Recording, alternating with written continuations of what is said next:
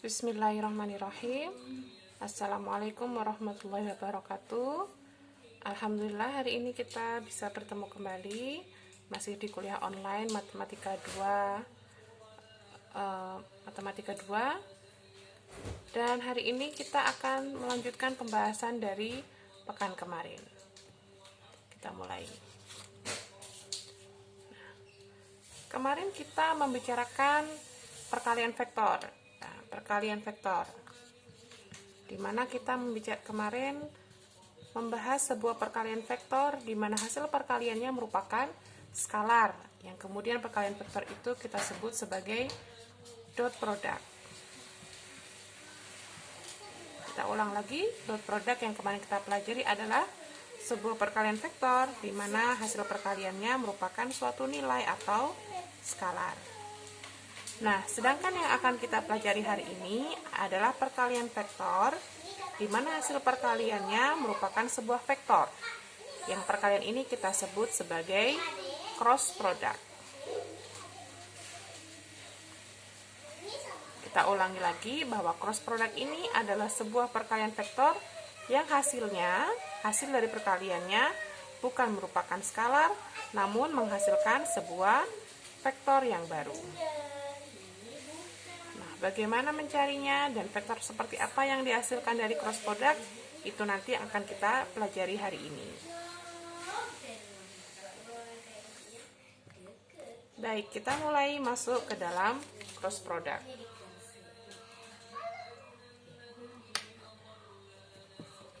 Kita ulang sedikit mengenai dot product. Kemarin kita mempelajari dot product, bahwa dot product itu adalah sebuah perkalian vektor yang menghasilkan skalar, dan dot product itu dapat terjadi di ruang 2 dimensi dan ruang 3 dimensi. Nah, bagaimana kalau dengan cross product? Kita pelajari pelan-pelan. Kita mulai dulu dengan bagaimana cara atau formula atau rumus untuk mendapatkan cross product.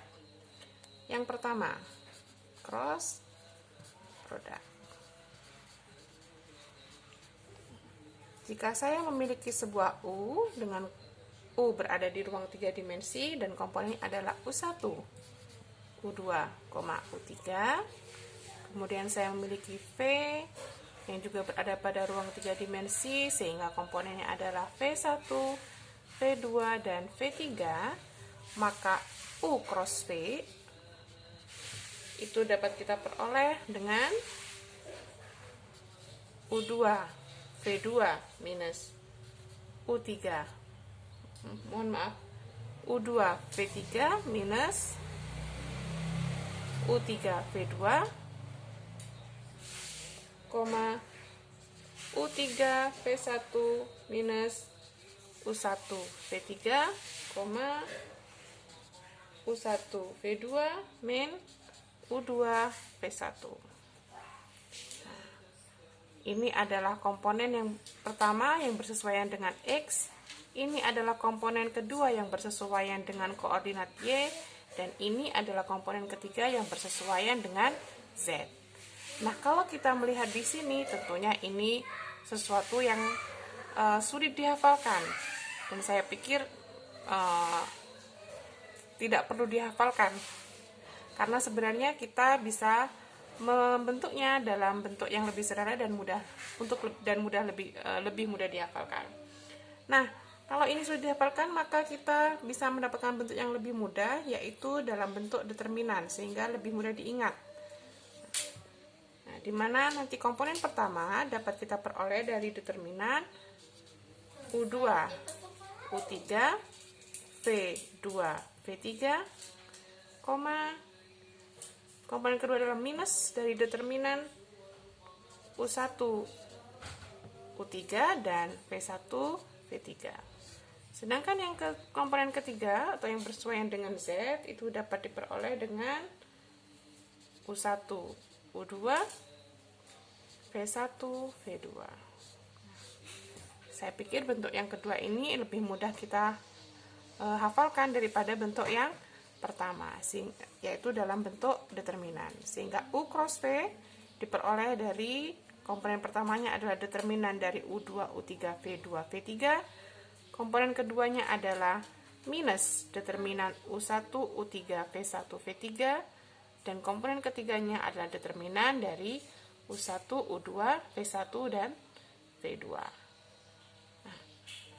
Nah, kalau bentuk kedua ini masih sulit juga untuk dihafal, maka ada bentuk yang lebih mudah untuk bisa kita pakai sehingga kita bisa lebih ingat, yaitu membentuk sebuah U cross V menjadi matrik berbentuk 2x3. Jadi pertama kita bentuk matrik 2x3, di mana baris pertama berisi dari komponen-komponen vektor U1, U2, U3, dan baris kedua berisi dari komponen-komponen dari vektor V.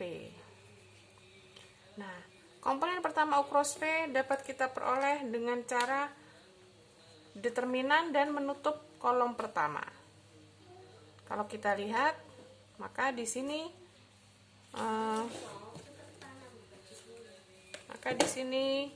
kita lihat di bagian ini itu sama dengan bagian ini, yaitu bagian dari komponen pertama dari U cross V.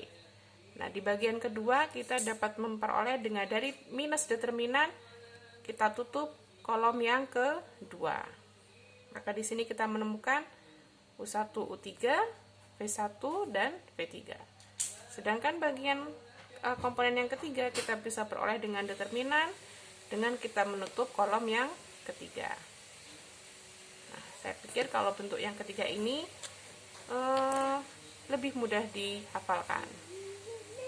Nah, baiklah kita lanjutkan. Kita mulai dengan sebuah contoh.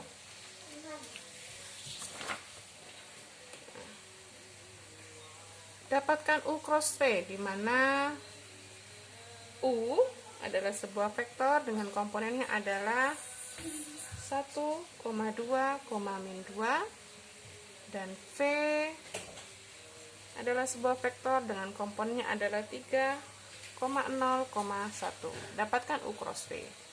Maka kita dapat memperolehnya. Saya menggunakan bentuk yang kedua tadi dalam bentuk determinan, maka U cross V adalah determinan dari 2 min 2 dan 0, 1. Kemudian yang komponen kedua adalah minus determinan dari 1 min 2 dan 3, 1. Koma, yang ketiga adalah determinan dari 1, 2 dan 3, 0. Sehingga kita peroleh di sini bahwa komponen pertamanya adalah 2 min 0, sehingga 2. Koma, di sini determinannya adalah 1 min 6, sehingga 1 plus 6, yaitu 7. Dikalikan dengan minus, maka komponen keduanya kita peroleh minus 7. Sedangkan komponen ketiganya adalah di sini determinan dari 1 dikali 0, 0, minus 3 dikali 2, maka min 6. Komponen ketiganya kita peroleh min 6. Ini adalah contoh pertama dari bagaimana kita mendapatkan cross product. Nah, kita kembali pada pembahasan cross product. Tadi sudah saya sebutkan bahwa di dalam cross product itu adalah perkalian vektor di mana menghasilkan sebuah vektor baru. Nah, vektor seperti apa yang dihasilkan? Nah, dalam sebuah cross product, vektor baru yang dihasilkan itu adalah mungkin bisa ilustrasikan seperti ini. Jadi di sini kalau misalnya di sini saya memiliki sebuah U, kemudian saya memiliki vektor yang kedua yaitu V.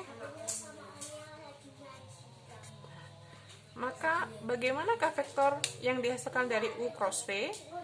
Vektor yang dihasilkan dari U cross V adalah sebuah vektor baru yang tegak lurus baik terhadap U dan juga terhadap V. Jadi kalau kita gambarkan secara geometris, maka kalau di sini adalah U, kemudian kita himpitkan V-nya, nah, maka U cross V itu adalah sebuah vektor baru. Nah, ini adalah U cross V, di mana U cross V itu tegak lurus terhadap U dan juga terhadap V. Jadi U cross V itu menghasilkan sebuah vektor baru yang tegak lurus dengan kedua vektor tersebut, baik dengan U dan juga dengan V.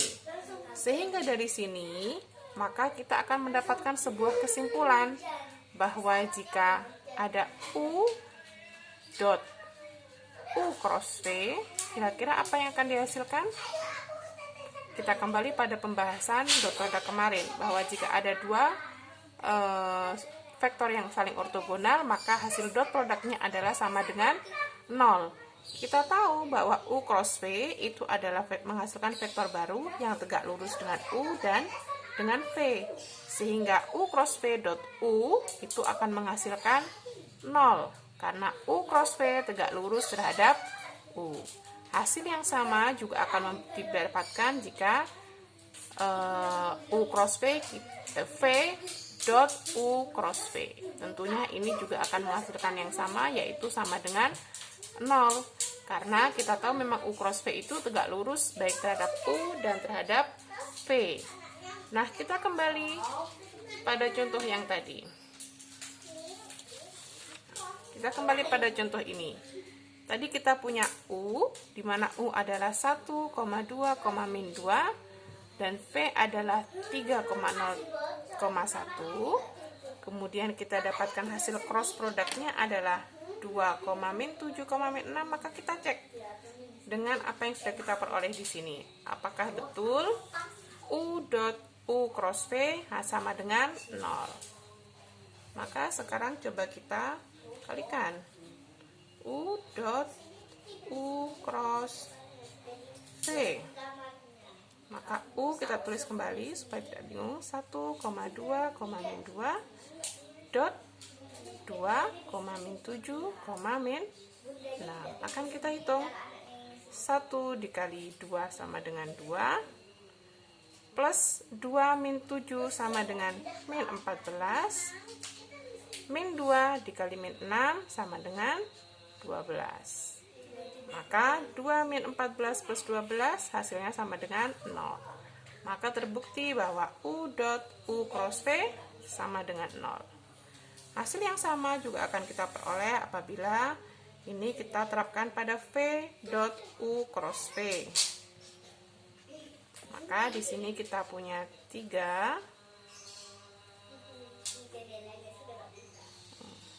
0,1 dot 2, min 7, min 6. Silakan dihitung sendiri, tapi nanti ini tetap akan menghasilkan hasil sama dengan 0. Nah, baik.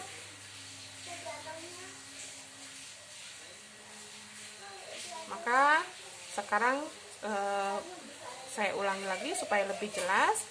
Jadi perkalian cross product itu menghasilkan sebuah vektor baru. Nah, vektor yang seperti apa? Yaitu vektor yang tegak lurus terhadap dua vektor yang dicrosskan. Yaitu apabila U dan V, maka U cross V itu tegak lurus terhadap U. Begitu pula U cross V tegak lurus terhadap V. Semoga cukup jelas mengenai penjelasan awal dari apa itu cross product dan bagaimana vektor yang dihasilkan dari cross product tersebut.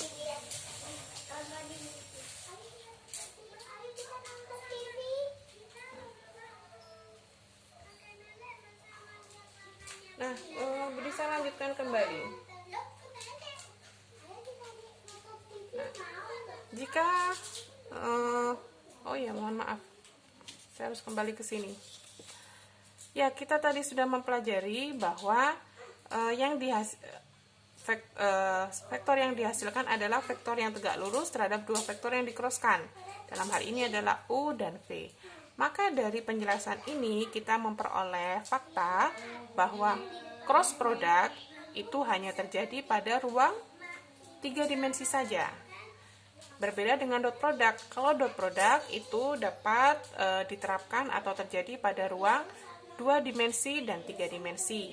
Namun kalau cross product kita dapatkan dari definisinya tadi bahwa cross product itu menghasilkan sebuah vektor baru yang tegak lurus terhadap U dan terhadap V.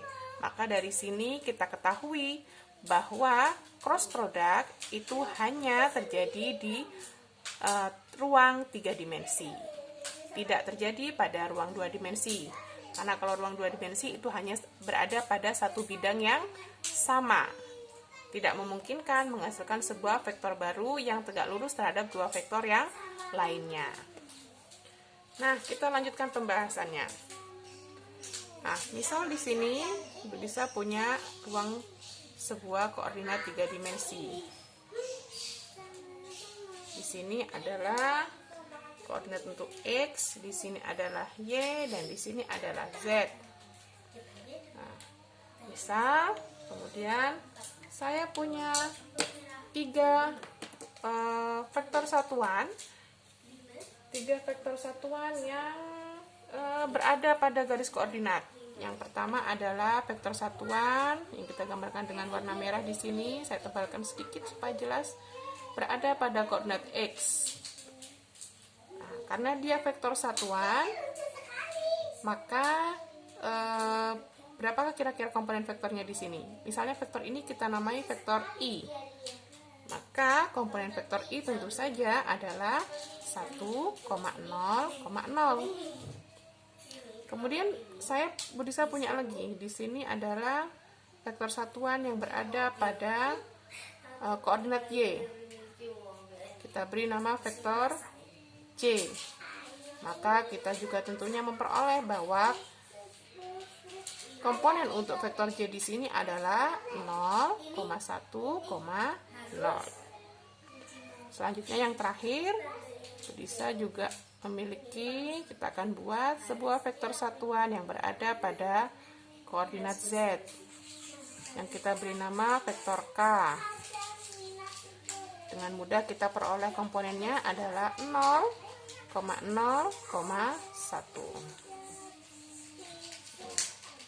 Sekarang kita mau melihat apakah vektor yang dihasilkan dari I cross C. I cross C. Maka I cross C akan kita crosskan, maka di sini adalah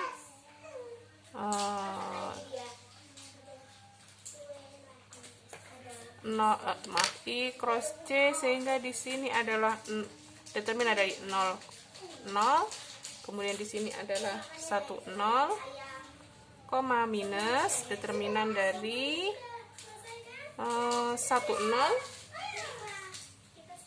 0, 0, dan yang terakhir determinan dari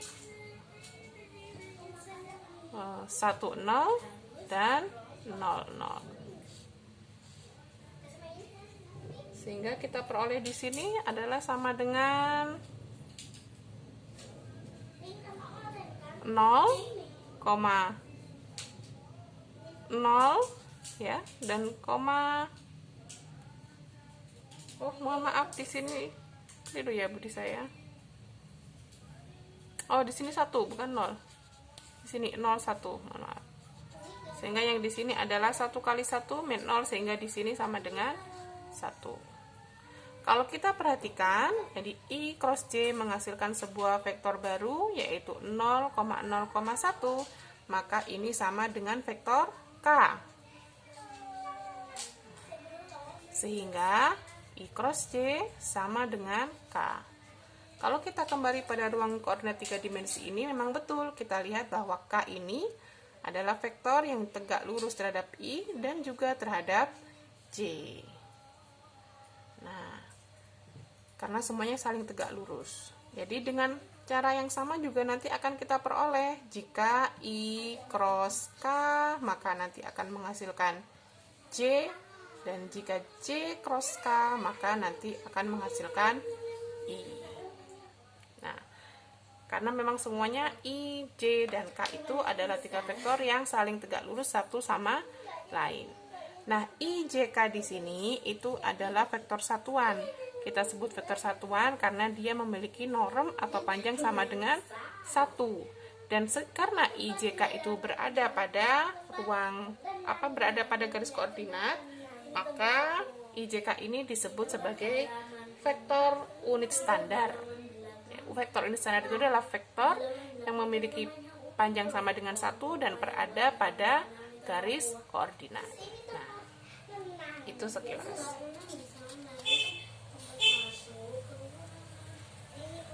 Kemudian bisa lanjutkan kembali interpretasi geometrik dari cross product. Mohon maaf,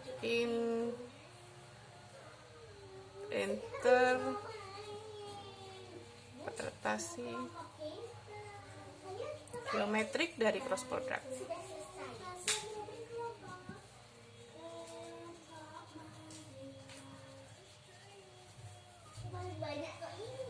Dari cross product. Nah, ada sebuah definisi yang didefinisikan oleh Lagrange yang berkaitan dengan cross product yang kemudian dinamakan identitas Lagrange. Bisa tuliskan yaitu jadi ini identitas Lagrange yaitu norm dari U cross V kuadrat itu sama dengan norm U kuadrat dikali dengan norm V kuadrat dikurangi U dot V kuadrat. Nah, ini disebut sebagai identitas Lagrange. Nah, dari identitas Lagrange ini itu dapat kita turunkan sebuah rumus yang ini Budi saya simpan, tidak Budi saya jelaskan secara online di video ini. Kalau ingin ada pertanyaan maka nanti bisa kita bahas secara offline atau di kelas langsung, karena ini cukup saya rasa cukup sulit kalau dijelaskan melalui video. Akan lebih baik lagi kalau dijelaskan di kelas secara langsung. Jadi Budi saya lewati bagaimana cara mendapatkannya, tapi dari identitas Lagrange ini itu dapat kita peroleh sebuah rumus bahwa norm dari U cross V itu akan sama dengan norm U dikali norm V dikali dengan sin theta. Masih sama seperti kemarin bahwa theta di sini adalah sudut yang dibentuk di saat U dan V pangkalnya saling berhimpit atau kita himpitkan. Dan masih juga tetap sama bahwa nilai theta itu masih berada di antara sama saja yaitu 0 dan sampai dengan